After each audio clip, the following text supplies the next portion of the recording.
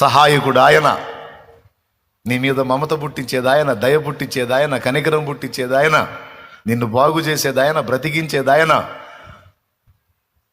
నాకు భలే సమస్య వచ్చిందన్న మా అన్నయ్య సడన్గా వచ్చి భలే ఆలోచన చెప్పాడు నాకు. అసలు భలే ఐడియా చెప్పాడు మా అన్నయ్య.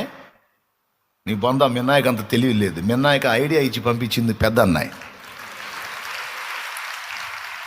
దేవునికి స్తోత్రం.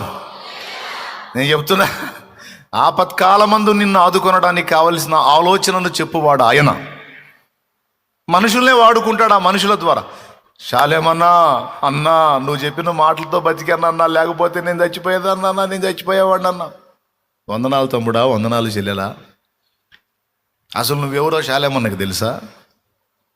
నీకేమన్నా ఆయన ఫోన్ చేసి ఆ మెసేజ్ పెట్టాడా నీకు? ఫుల్ మెసేజ్ విన్నావో, షార్ట్ మెసేజ్ విన్నావో? నువ్వున్న ఆ పరిస్థితుల్లో శాలేమన్న నిన్ను గుర్తెరిగి శాలేమన్నే నీకు పంపించాడా? అది కాదు. పరమశాలేమురాజు చూశాడు నిన్ను. పరమశాలేమురాజు చూశాడు నిన్ను. మహానుభావుడు ఆయన చూశాడు.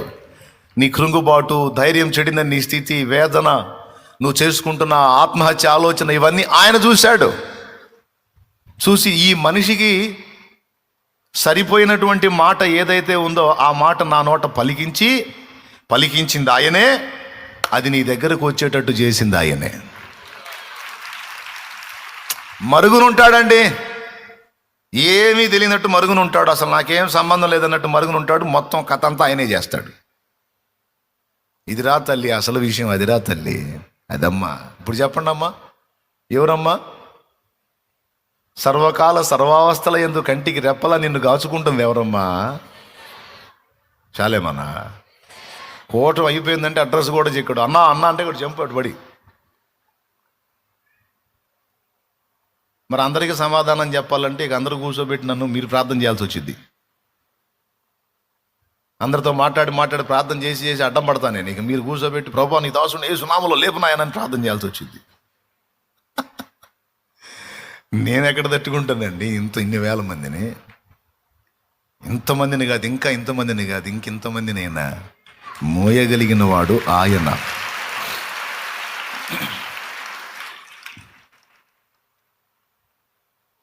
శృతి ఉన్న పాటలకు విలువలు ఉన్నట్లే కృతజ్ఞతనిచ్చావు, కృపలో నిలిపావు.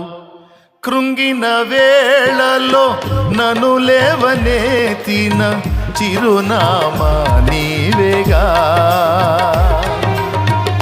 కృంగిన వేళలో నన్ను నీ కృప నిత్యముండును, నీ కృప నిత్య జీవము, నీ కృప వివరింప నాతరమా యేసయ్యా. దేవునికి మహిమ. ఇప్పుడు చెప్పండి, దేవుని ఎదుట దీన మనసు కలిగి నడుచుకున్నట్టు అర్థం ఏంటి? మొట్టమొదటి మాట, ప్రతి విషయమునకు నీకు ఎన్ని అవకాశాలు, ఎంతమంది సపోర్టు నీకున్నా ఇవన్నీ వట్టివి నాయన, నాకు నువ్వే దిక్కు అని ఆయన ముందుకు వెళ్ళుట, ఆయన మీద ఆనుకొనుట, ఆయన మీద ఆధారపడుట. ఒకవేళ నీకేదన్నా ప్రయోజనం కలిగినా ముందు ఆయననే మహిమపరచుట. అన్నా శాలేమన్నా నిజంగా చాలా సాయం చేసావన్నా నువ్వు అనకూడదు. ఫస్ట్ వేసే దగ్గరికి లేసయ్యా నీకు వందనాలయ్యా, ఎంత సాయం చేసావు తండ్రి నువ్వు అనాలి. ఏ